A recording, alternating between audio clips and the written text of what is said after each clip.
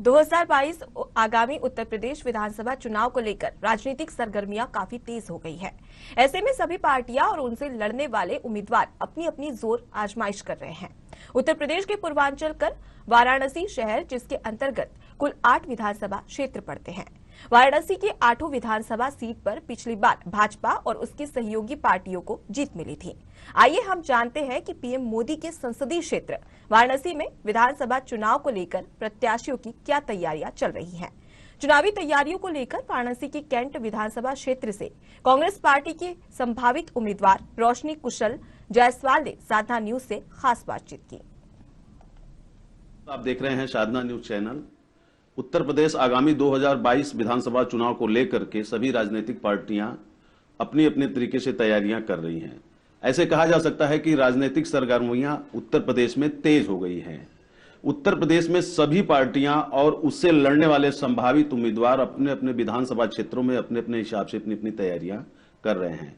ऐसे में ही उत्तर प्रदेश का पूर्वांचल का महत्वपूर्ण जिला कहे जाने वाला बनारस, जहां पे 8 विधानसभा क्षेत्र पड़ते हैं, उन 8 विधानसभा क्षेत्रों में से एक विधानसभा कैंट का पड़ता है।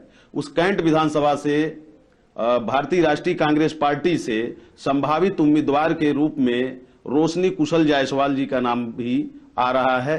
रोशनी कुशल जायसवाल जी के बारे में आपको बताना चाहूंगा कि रोशनी कुशल जायसवाल मिसेज इंडिया ग्लैमरस 2018 और मिसेज इंडिया इंटरनेशनल 2018 का अवार्ड भी जीत चुकी हैं।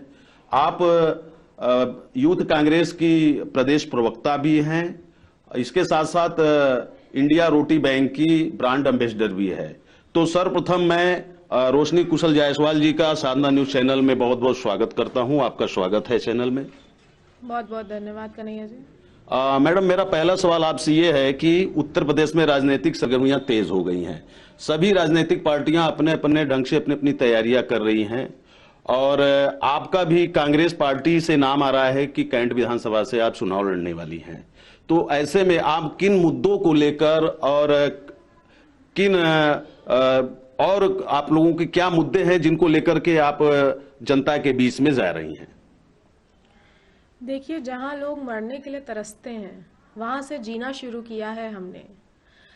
बाबा विश्वनाथ की नगरी काशी, जिसे धर्म की नगरी कहा जाता है, पूरे विश्व से लोग यहाँ का दर्शन, यहाँ का संस्कृति देखने और यहाँ के लोगों को देखने आते हैं कि यहाँ के लोगों में कितनी एकता है और धर्म को लेके कितने ज्यादा वो लोग एक तरीके से एकत्र हैं। लेकिन जब से नरेंद्र दामोदर दास मोदी जी यहाँ पे पर्यटन करने आए हैं, पिछले 7 साल से उन्होंने काशी को एक राजनीति का अखाड़ा बना दिया है।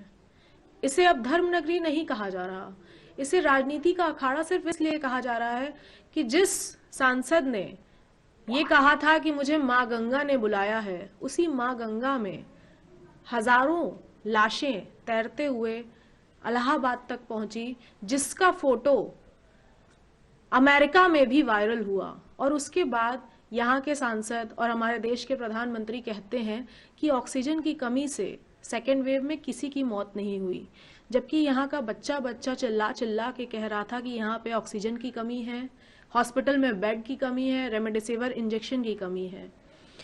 उत्तर प्रदेश में सरकार बनाने से पहले इन्होंने न जाने कितने वादे किए थे, न जाने कितने जुमले किए थे यहाँ की जनता से कि एम्स बना देंगे, उत्तर प्रदेश में न जाने कितनी स्मार्ट सिटीज बना देंगे, मेट्रोज बना देंगे, न जाने कितने रोजगार दे देंगे।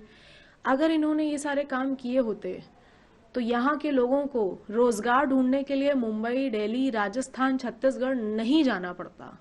यहाँ के लोग जिस तरह से वहाँ जाते हैं, इससे ये प्रूफ होता है कि उत्तर प्रदेश में रोजगार की बहुत ज़्यादा कमी है। उत्तर प्रदेश की जनता ने सपा को मौका देके देख लिया, बसपा को मौका देके देख लिया, भाजपा को भी मौका देके देख लिया। 32 साल से कांग्रेस पार्टी की सरकार नहीं है उत्तर प्रदेश में, जिसका नतीजा ये है कि अपराध में नंबर 1 पे है उत्तर प्रदेश, जंगल राज में नंबर 1 पे है उत्तर प्रदेश, महिला सुरक्षा ताक पे रख दी गई है, बेटी बचाओ बेटी पढ़ाओ सिर्फ एक नारा बन के रह गया है, बेरोजगारी नंबर 1 पे है, किसानों के साथ अत्याचार में नंबर 1 पे है। अभी कुछ दिन पहले हमने देखा कि उत्तर प्रदेश के बॉर्डर पे, गाजीपुर बॉर्डर पे, सिंधु बॉर्डर पे हजारों की तादाद में किसानों ने 1 साल तक आंदोलन किया, जिसमें 750 से भी ज्यादा किसानों की शहादत हुई। और उसके बाद सरकार कहती है कि ठीक है 1 साल हो गया किसान आंदोलन को, अब आप अपने घर चले जाइए, हम वो 3 काले बिल वापस लेते हैं। अगर इस सरकार को 3 काले बिल वापस ही लेने थे तो इन्होंने 1 साल तक किसानों को, हमारे अन्नदाताओं को धूप छांव ठंडी बरसात में वहां पे क्यों तड़पने के लिए छोड़ दिया जहां पे 750 किसानों की शहादत हुई। अब मैडम अगर देखा जाए तो प्रधानमंत्री जी के द्वारा तीनों कृषि कानून बिल वापस ले लिए गए हैं, किसान आंदोलन भी समाप्त हो गया है, देखिए, एक तो चुनाव है। अब किसानों को लेकर क्या मुद्दा रह गया है, उस पर जरा अपने विचार या पार्टी का जो भी मैनिफेस्टो है उस पर जरा प्रकाश डालें। देखिए चुनाव है और चुनाव के लिए भारतीय जनता पार्टी वोट बटोरने के लिए कुछ भी कर सकती है। इन्हें जनता से, इन्हें किसानों से, इन्हें युवाओं से कोई भी लेना देना नहीं है। अगर लेना देना होता तो ये 1 महीना भी नहीं चलने देते किसान आंदोलन। ये 1 साल तक लंबा इसलिए खिंचा क्योंकि कई अरबों करोड़ों रुपए इन्होंने अंबानी और अडानी से ले लिए थे। अभी कुछ दिन पहले ही मैंने स्पेंसर से अडानी का सेब खरीदा है। जो मार्केट में ठेले पे सेब 60 रुपए किलो बिक रहा है, वही अडानी का सेब स्पेंसर्स में 200 रुपए किलो बिक रहा है। तो यही होने वाला था अगर 3 काले बिल वापस नहीं होते, तो हमारे देश के लोग इसी तरह 60 रुपए की चीज 200 रुपए में खरीद रहे होते। तो 3 काले बिल जिस तरह से वापस लेने के लिए सरकार ने किसानों को इस तरह से तड़पाया है 1 साल तक, वो जनता कभी भूलेगी नहीं। और आगे आने वाले चुनाव में जनता भारतीय जनता पार्टी को बिल्कुल भी वोट नहीं देने वाली। मैडम अभी कांग्रेस की महासचिव प्रियंका गांधी वाड्रा के द्वारा प्रतिज्ञा रैली का आयोजन जो किया गया, तो इस रैली का क्या उद्देश्य है और इसका कितना प्रभाव जनता पे पड़ेगा, क्या आप उस पर अपने विचार रख सकती हैं?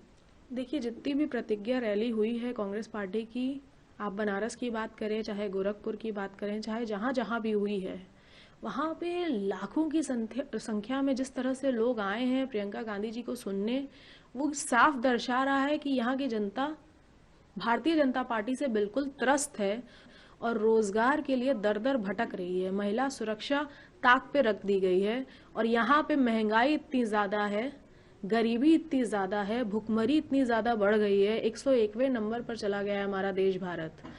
तो हमारी नेता आदरणीय प्रियंका गांधी जी ने प्रतिज्ञा पत्र जारी किया है, जिस प्रतिज्ञा पत्र में हमारे देश की आधी आबादी यानी कि महिलाओं पे पूरा फोकस किया गया है। महिलाओं को 40% आरक्षण देने की बात कही गई है। 403 विधानसभा सीट्स हैं अगर, तो उसमें लगभग 162 सीट्स महिलाओं की होगी, जो कि एक सपना था महिलाओं के लिए। महिलाएं जब भी राजनीति में आती थी तो उनके घर वाले कहते थे क्यों जा रही हो राजनीति में, तुम्हें टिकट नहीं मिलने वाला, आरक्षण नहीं मिलने वाला। जहां भाजपा 400 में से सिर्फ 10 से 15% आरक्षण दे रही थी महिलाओं को, वहां कांग्रेस पार्टी 40% आरक्षण दे रही है महिलाओं को। उसके साथ अगर कांग्रेस पार्टी की सरकार बनती है तो सालाना 3 गैस सिलेंडर मुफ्त देंगी, लड़कियों को स्मार्टफोन, स्कूटी, आंगनबाड़ी आशा बहुओं को 10,000 रुपए प्रति माह, वृद्धा पेंशन 1,000 रुपए, और इससे ज्यादा बहुत कुछ जो जनता के लिए काम आएगा। कांग्रेस कभी भी जुमले नहीं देती भारतीय जनता पार्टी की तरह, जो कहती है वो करके दिखाती है। और पिछले 70 सालों में जिस तरह से कांग्रेस ने इस देश को सुई से लेके हवाई जहाज तक दिया है, वो सिर्फ और सिर्फ आगे भी कांग्रेस पार्टी ही दे सकती है। जब से भारतीय जनता पार्टी आई है, कांग्रेस ने जो जो बनाया है वो सब बेचने का काम कर रही है भारतीय जनता पार्टी। मैडम देखा जाए तो भारतीय जनता पार्टी और समाजवादी पार्टी उत्तर प्रदेश की छोटी छोटी पार्टियों के साथ गठबंधन कर रही है। कांग्रेस पार्टी अभी तक किसी भी पार्टी के साथ गठबंधन की चर्चा नहीं हो रही है, या आगे कोई गठबंधन की बात होगी? अगर यह गठबंधन जो छोटी छोटी पार्टियों से अन्य पार्टियां की हैं, इसका कितना इफेक्ट पड़ेगा इस 2022 के? आप अपने विधानसभा क्षेत्र की जनता को क्या संदेश देना चाह रही हैं हमारे चैनल के माध्यम से? मैं अपने विधानसभा कैंट की जनता को और पूरे बनारस की जनता को यही संदेश देना चाहूंगी और यही निवेदन करना चाहूंगी कि विधानसभा चुनाव बहुत नजदीक है। बहुत लोग आएंगे आपसे जुमला करने के लिए, लेकिन जुमलों में मत फंसिएगा। और कुछ लोग आपको 500 का लालच देंगे, कुछ लोग आपको 2000 का लालच देंगे, कुछ लोग आपको शराब पिलाएंगे, कुछ लोग चिकन खिलाएंगे, मटन खिलाएंगे, लेकिन एक बार का चिकन, मटन और दारू और 500 रुपए आपके आगे आने वाले 5 साल खराब कर सकता है। तो अपने आगे आने वाले 5 साल का भविष्य बचाने के लिए आप सही उम्मीदवार को वोट करें, जो आपके सुख दुख में आपके साथ खड़ा रहा हो। अभी तो हम लोगों ने कोरोना की फर्स्ट वेव झेली है, सेकेंड वेव झेली है, जो लेकिन एक समय में इस कठिन परिस्थिति में अपनी जान पर खेलकर आपके सहयोग में आपके साथ खड़ा हो, सिर्फ उसी को वोट दीजिएगा। जी बहुत बहुत धन्यवाद। तो आपने देखा आज हमारे साथ साधना न्यूज चैनल पे जनपद वाराणसी के कैंट विधानसभा से संभावित उम्मीदवार कांग्रेस पार्टी की रोशनी कुशल जायसवाल आज हमारे साथ चुनावी चर्चा की। आप हमारे साथ बने रहिए, साधना न्यूज को देखते रहिए। नमस्कार, आप देख रहे हैं साधना न्यूज चैनल।